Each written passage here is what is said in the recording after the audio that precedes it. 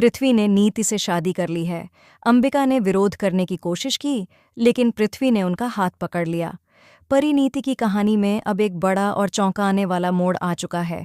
कहानी में दिखाया जा रहा है कि परी संजू और अपनी मां अंबिका से कहती है कि नीति गलत राह पर जा रही है। उसे लग रहा है कि नीति कंपनी और परिवार के खिलाफ जाकर पृथ्वी का साथ देगी। वह पृथ्वी के प्रति पूरी तरह वफादार हो जाएगी, लेकिन बाद में उसे पछताना पड़ेगा। नीति ने कंपनी का आधा डेटा पृथ्वी को सौंप दिया है। पृथ्वी बहुत चालाक और होशियार है और वह इतनी आसानी से कुछ भी अपने हाथ से नहीं जाने देगा। अब पृथ्वी और संजू के बीच मुकाबला शुरू हो चुका है। अगर पृथ्वी इस डील को हासिल करने में कामयाब हो गया तो वह नया सीईओ बन जाएगा और संजू को अपनी कुर्सी छोड़नी पड़ेगी।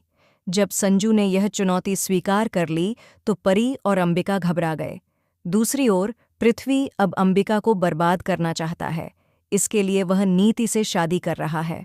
नीति को संजू का प्यार नहीं मिल रहा, क्योंकि संजू अब पूरी तरह परी के साथ है। अब पृथ्वी नीति के साथ मिलकर अंबिका और परी दोनों को बर्बाद करना चाहता है। पृथ्वी और नीति की शादी सबको चौंका देगी, खासकर अंबिका को।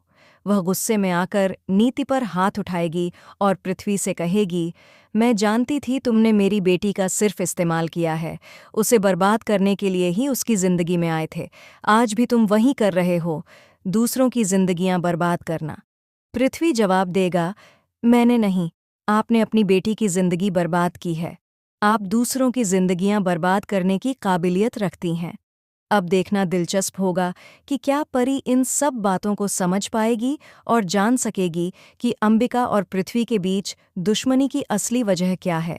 हमें कमेंट में बताएं, क्या आप चाहते हैं कि नीति और पृथ्वी की जोड़ी बने, और क्या आपको लगता है कि पृथ्वी को नीति से शादी करनी चाहिए। ऐसे ही टीवी के लेटेस्ट अपडेट्स के लिए चैनल को सब्सक्राइब करें।